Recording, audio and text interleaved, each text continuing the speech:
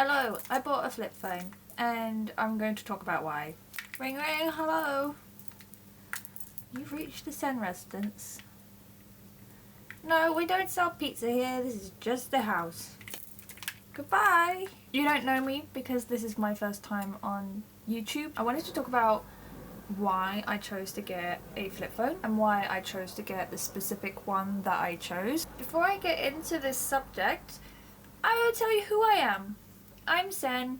I am disabled, dynamically disabled. I spend most of my time in my bed. I am autistic and I am about to start my PhD researching autism in social and cultural spaces. I'm an artist and I do things that aren't just in my bed, but I am in my bed a lot.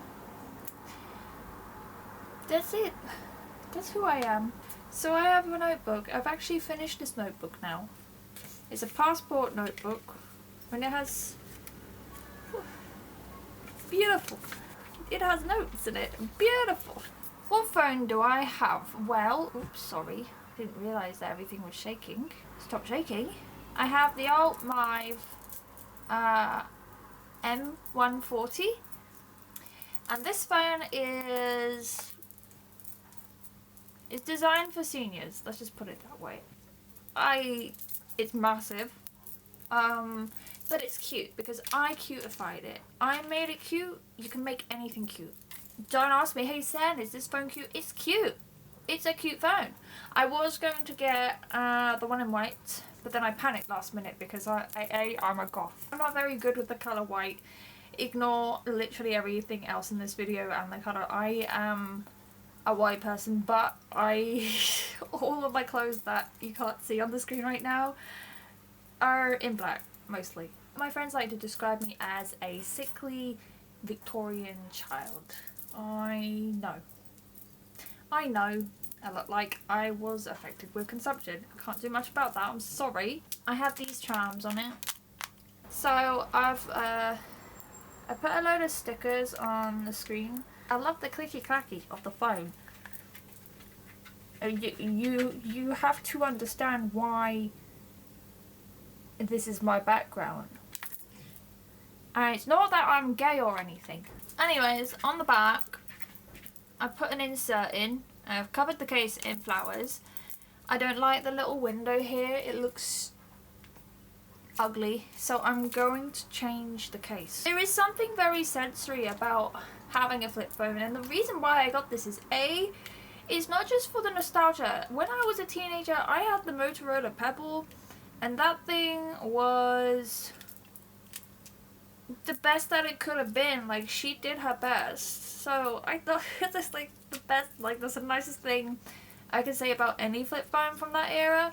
But this phone has Android 14 Go, which is the only flip phone that I have found, apart from Freetel Retro 2. This is the only phone that you can get your hands on because it was made in the month of March of this year.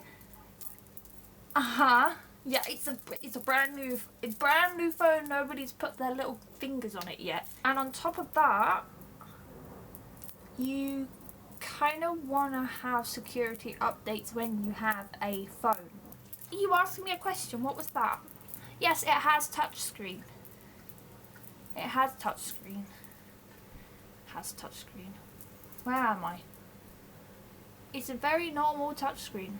There's nothing else to it. It's a very normal touchscreen.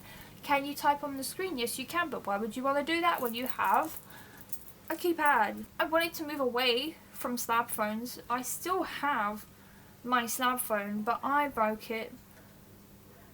You can't really see it, but like the screen is split in half. But I am trying to move away from social media, doom scrolling, brain rot. I'm trying to move away from that. And the reason why I'm doing it specifically is because I have had social media in the palm of my hand since I was 15. 16 years of relying on a crutch to process my emotions, And I think I had a very good reason, like, I had a good excuse. I had a really good excuse. I was being abused by my family. I have always been dynamically disabled. I have had excessive sleepiness since I was a child. I needed to build a connection somehow because nobody was building a connection for me or with me. This is the Alt-Mive M140. It was released this year in March, and it is Android. It's Android Go, but you can still download apps on it, like social media and stuff. I had TikTok installed, but I uninstalled that because it was too much hassle to try and use an app that wasn't cooperating with my phone, and I only really want to use TikTok to create content. I don't really want to consume content on there anymore. This is mainly because the more therapy and stuff related to that I do, the more I realise that I am a highly sensitive person. That was a very hard thing for me to accept because when I was younger that was used against me. And so mindlessly scrolling and consuming everything that's going wrong in the world and allowing that into my day-to-day life, or making it my day-to-day life, was just not it. It's just not something that I want my brain to respond to. And before I got this phone, I was already taking steps to distance myself from doom scrolling. Being someone who survived a lot of interpersonal trauma, and the way that I dealt with it was to dissociate and kind of turn off mentally and just escape. I managed to reconnect with like one of the very, very, very few things that brings me a sense of calm today. Because as a child I never was able to develop that. Focus. I will do a video on my bed setup, by the way, if you're dynamically disabled and you want to know. If you want to see how I do things and how I, as someone who is extremely independent as a disabled person, feel free to check out any upcoming videos that I have on the horizon. Now I know you're jealous. 100 word searches so far. And my highlighters. They're little paws and I love them. I have been distancing myself from using social media with this as my initial ticket out of it. I want to reconnect with social media in a way that allows me to engage. The goal is to not move away from screens. The goal for me is to move away from having a screen in my hand 24/7. And I have to admit that I have been using Reddit on my new phone quite a lot, but that is a lot better than doom scrolling, because my mind is engaged. I'm reading words on the screen, which is a very big difference to straight up brain rot memes on TikTok, and watching the world crumble in my very hands. And I have the control of what media I want to consume, because the media that I'm consuming is based on the groups that I have joined. I'm not getting random, I don't go on the popular page, I don't get random anything. I can ignore things that make me feel bad, right? As someone who has survived a lot of trauma and has been mistreated by a lot of people growing up as an autistic person, I think I can avoid media if I want to.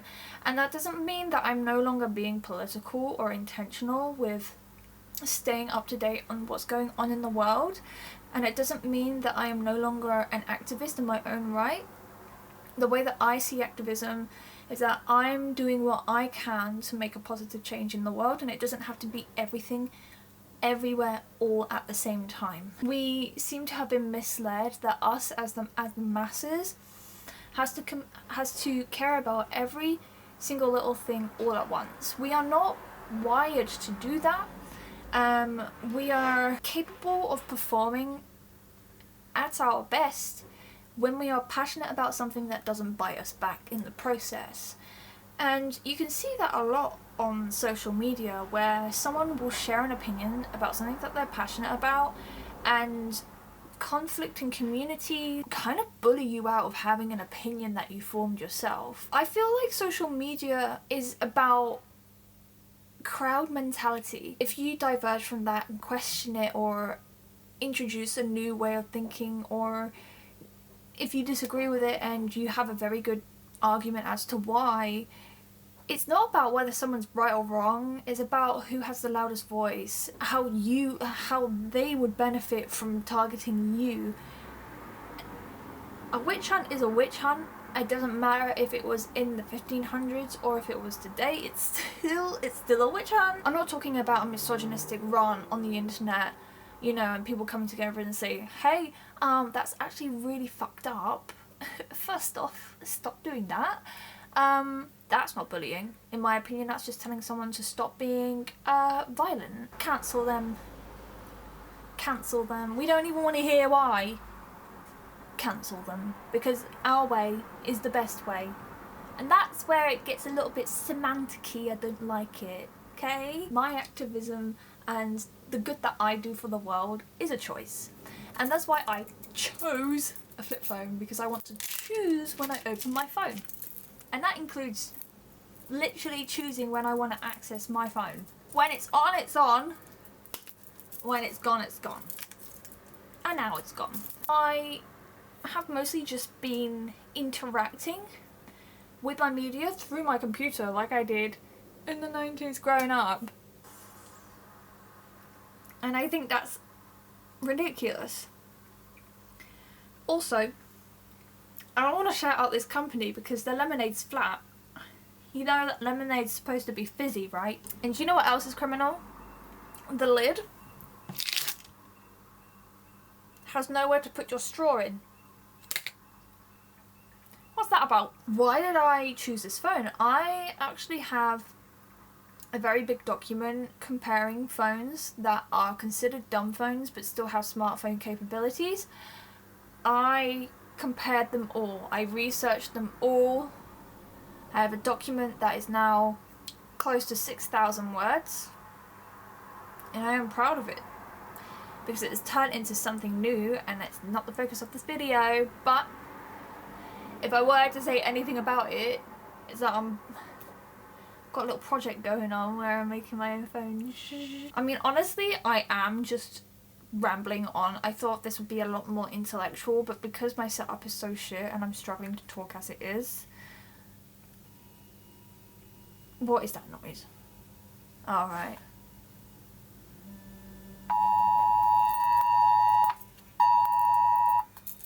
Everyone, you fucking... Seriously? Oh. This is a test of emergency alerts, a UK government service that will warn you if there's a life-threatening emergency nearby. You do not need to take any action. In a real emergency, follow the instructions in the alert to keep yourself and others safe. Find simple and effective advice on how to prepare for emergencies at gov.uk/prepare. Visit gov.uk/alerts for more information or to view this message in Welsh. ewchigov.uk/alerts am rigor o wybydith noi I weld y neges hun yny gymreg.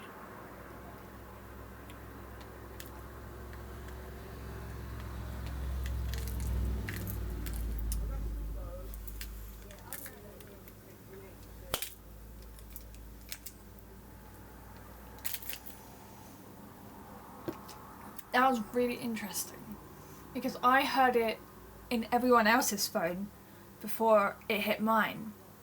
So what that means to me is that everyone else is going to have a 1 second head start before I get my message. And I'm going to die because that 1 second could mean everything.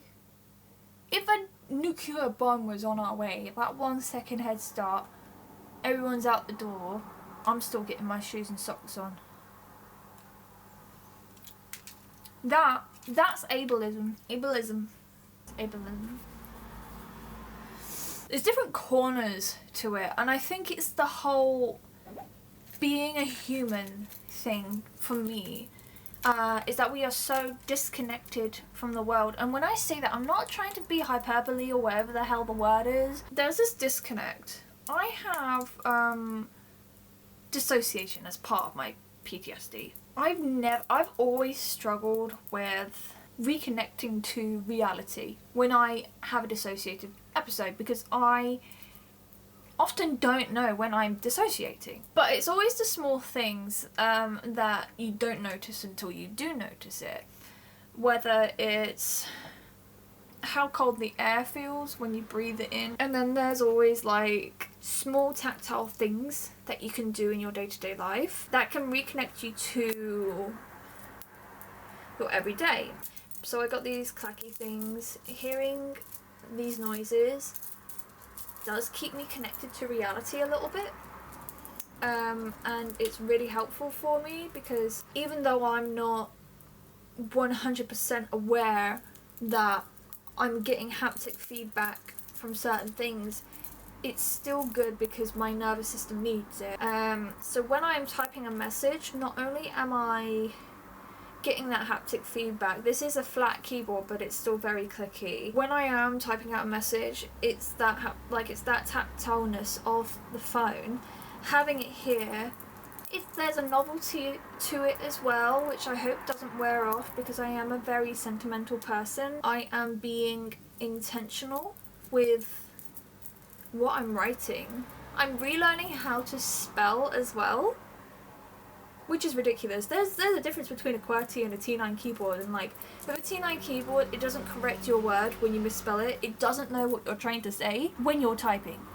It takes a very good guess based on the sequence that you're pressing, but ultimately, if you were to like have a single typo, redo the whole word again, because you don't even know what the sequence is. You don't know what's going on, the phone doesn't know what's going on, nobody knows what's going on. So it's like that sensory feedback is really important. And it's not just that, but it's also being autistic in general. On top of that, I didn't want to take away my social media usage, because I do depend on it for some level of emotional regulation. And I will not allow myself to feel guilty about that. There are a lot of people out there who have a similar experience to mine, so I'm hoping I'm more hoping that people with trauma visit my video, because all of the videos that I have watched about this specific subject while I was planning it was these conversations, whilst they're very well thought out, lacks the nuance that is needed. And when I say nuance, I mean people who are neurodivergent, people who have trauma, people who need to be a part of the conversation, but that conversation is really hard to have as it is, you know, like there's not much that you can do. So I kind of just like split my notes up in a really awkward way, but we're just gonna get through this together. Hold my hand. Hold my hand. The reason why I got to that point where I was like undoing word searches rather than scrolling on my phone was because like I had already quit vaping, and that would have been the third time that I quit nicotine. It was very hard. I struggled a lot. I'm alive. Where am I? But I thought like, okay, well I want community. I want to start creating community. But I don't want my friends to see me as a commodity in the same way that social media makes everything else a commodity. My friends know that I'm not a commodity. I've picked my friends very well. I'm very proud to say that. Like, I could have been repeating bad patterns in my past and still have really bad people in like my life, and I could, you know, but I didn't. I have good people in my life now, and I think that's absolutely fantabulistic. There's a need to constantly be in contact, and I'm getting to the point now where if I want to contact the people in my life, I want there to be a conversation, I want there to be a connection, I want there to be bonding, I want it to be intentional, but it doesn't always have to be intentional, do a hobby together type deal. It can just be parallel play. It can just be existing. It can just, I'm not going to say like don't send me memes, but I want it to feel more intentional. I want to balance the scales. I think that like right now, if this was connection in terms of like having a conversation and being like creating memories, and this is sending memes and reminding people that you exist, is like this. Do you see what I mean? I want it to be like this. I don't want it to be like this. I don't want it to be like this. I want it to be like this because I know that they benefit from sending memes and reminding me that they exist as much as they benefit from this. And I know that some people prefer this over this, but I prefer this. So with this phone, it makes me replying to messages a lot longer. I'm relatively fast when I type on this, but they've noticed that I'm a lot slower.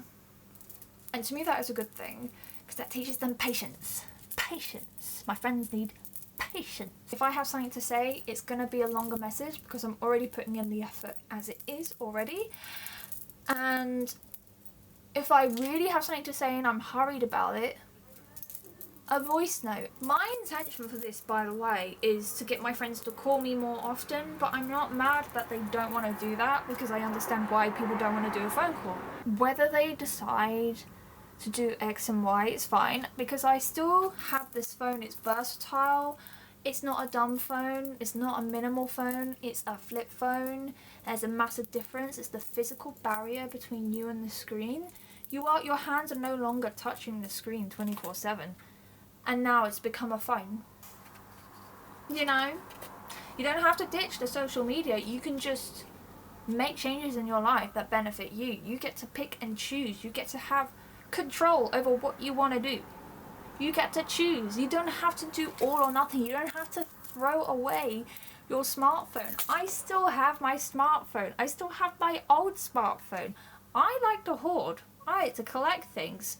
I'm very intentional with it. I used to not be, but now I am, because I'm able to choose and control my environment and not turn it into another illness, because I seem to have a lot of those. If you want less scrolling, if you want to remove the scrolling, get a device that doesn't let you scroll. You can still have social media.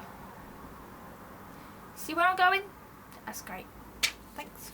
And I think that gets us to the point in the video where I talk about who I am now, as if me using a new phone for a week has changed me as a person. I think that is a little bit too enthusiastic when it comes to having a change like this in your life. It would be naive to say that something as menial as this is going to change a fundamental core part of yourself.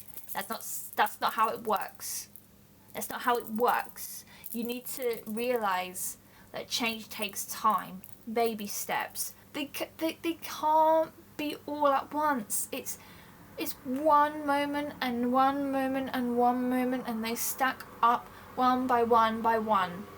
And you don't feel the change straight away. All of those little steps have led me up to here, to being able to distance myself and trust myself, that when I have a very difficult emotion, whether I regress back to scrolling on TikTok, or if I choose to do a word search to regulate myself, or if I choose to reach out to a friend, all of these things, apart from scrolling, are very difficult for me, but they're getting easier and easier and easier. And you want to be more intentional with the way that you use your phone?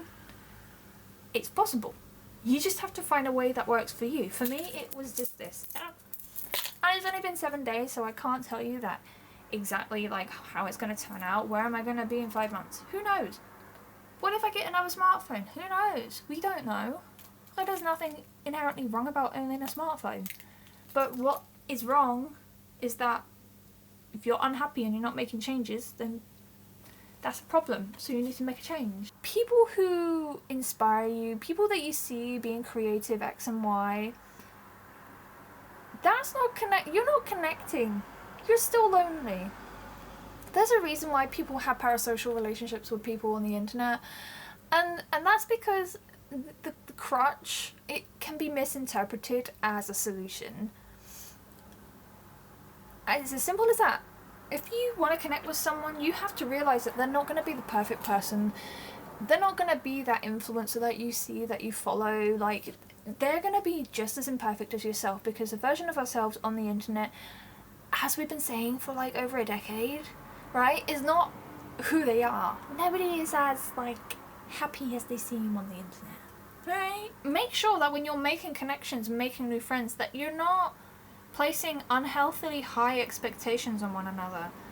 I've experienced this firsthand, where we've kind of lost the ability to, I don't want to say forgive, because once again, if a man was completely misogynistic and he had no intention of apologizing or changing his behavior or being a good person in general, I would not connect with that person. I would end the connection there and I would leave. But if that person, for example, said something that sounded funny, or if I misinterpreted them, or if their tone didn't kind of match the mood, do you know what I mean? Like, I guess I've always done this, but I have been outwardly unforgiving, but internally I have been like, well, maybe then, and it is a battleground, because TikTok will tell you, if someone doesn't serve you, that you need to throw them away. We are not commodities, we are people, we are human beings. We are designed to connect, okay? That is our inherent nature. It's who we are as people. We are supposed to connect. We're social creatures, and we cannot capitalize connection. If you treat people like they're a product, then you are going to be so goddamn lonely. No offense, okay? Yeah, that lack of connection and trying to fill the void was enough of a problem that even I had to change it. And I felt like I didn't have a chance at changing anything in my life. Tech was taking advantage of my deep need to connect, and it was offering me a solution that wasn't ever going to work. So that was another reason. Yeah, when it comes down to all of it, there are some caveats that I want to go through before I end this video. I've already touched upon this, but like, my phone didn't stop me from generating hobbies or interests. It didn't stop me from doing any of that, but it did dampen my experience of it. I felt like I had to either advertise my hobbies on the internet to other people in order to feel like I had purpose, or I would think about what would other people think of me if I did this thing. Which is not a thought that I wanted to have, but it was a thought that I was having, and I was trying to like avoid feeling that way. And that's why I had those hobbies, because I wanted to develop a sense of self outside of my social media. Even in the early days, I was somewhat aware of what my scroll addiction was doing to me. And side note, I'm not saying addiction, okay, it's not an addiction, it's just a problem. It's a scrolling problem. Let's correct that. Let's not water down words like addiction, because addictions are like real problems that people experience, and I'm talking about scrolling on my phone for hours. Another caveat is I love old technology. I love anything that is weird. Weird things fascinate me. Okay, I will spend hours in a junk shop. Junk is fat. I love things that are broken, and I am planning on learning how to fix old technology, because why not? So I like old tech and tactile buttons. I want to connect and not feel like I'm reaching for a placebo or pacifier. I think that's the thing, that's like the main point of why I got this phone. You know, like I think about how my attention span had gotten so bad that the only way I was able to listen to anyone talk about anything on TikTok was to have the little game, that little game on the screen and the words. That was the only way to hold my attention. So I knew that like something had to change. I was like, oh, this is a problem. I do not feel like an adult consuming media. I feel like I have a digital pacifier. I felt like I needed to doom scroll on TikTok. I haven't been on TikTok in like days. I know it's only been a week, but that was a lot for me. Before this, I would wake up, pick up my phone, scroll for hours, and I would just miss my routine. I didn't even have a routine at one point. It was that bad. Now I'm still trying to manage having a phone in my hand when I wake up, because I do once again have intense interpersonal trauma, and the first thing I do when I wake up is I experience a trigger, and that's very difficult for me because that's when my emotions are the most raw, and I haven't quite gotten to the point where I can just calm myself down. So sometimes the crutch does help, but I haven't had the need to scroll through TikTok yet. So hopefully that's just a result of me being on my estrogen patches again, and you know, all of that jazz. I think another thing is that like my phone feels like a phone now.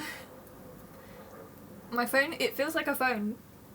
Have you ever considered that your phone is a phone? Yeah, my phone feels like a phone. I feel like I have a lot more mental capacity for long form content. I've started consuming video essays. Video essays are really interesting. I've been watching a lot of videos about vintage technology, about the history of computers, and I feel like I'm retaining information a lot better now. I feel like my brain is working like a brain. So those long form contents, whether it's about the activism that I'm involved in, or if it's about vintage tech because that's just what I'm interested in lately, whatever it's about, I feel like what I am watching has a purpose. It has a start and an end, and I'm not skipping it halfway through. I'm watching the video all the way through to the end, and these videos are like anywhere from half an hour to over an hour long.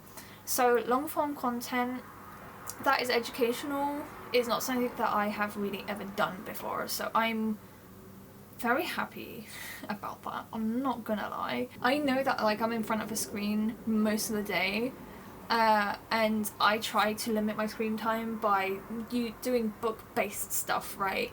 But I'm disabled. I don't get to choose how long I'm in my bed for, especially when I'm having a flare-up.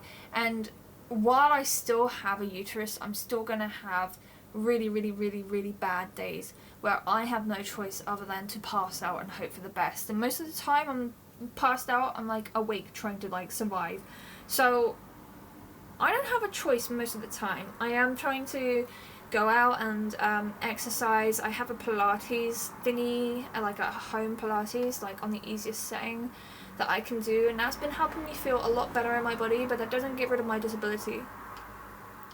No matter how much I want it to, it doesn't get rid of my disability. So that's that. Like, just because I'm disabled doesn't mean I can't enjoy my time. So I think that's pretty much it in terms of everything. I have to buy a new one of these. I love these, by the way.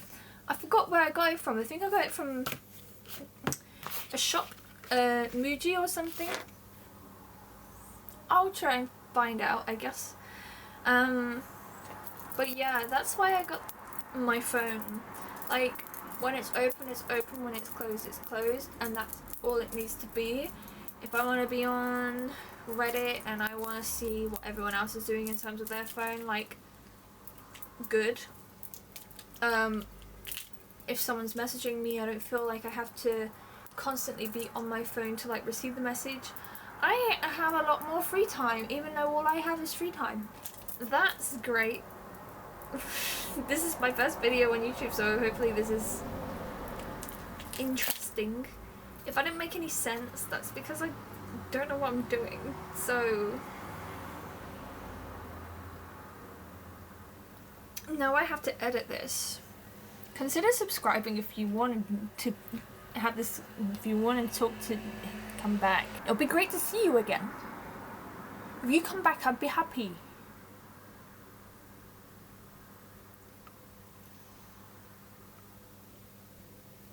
Goodbye.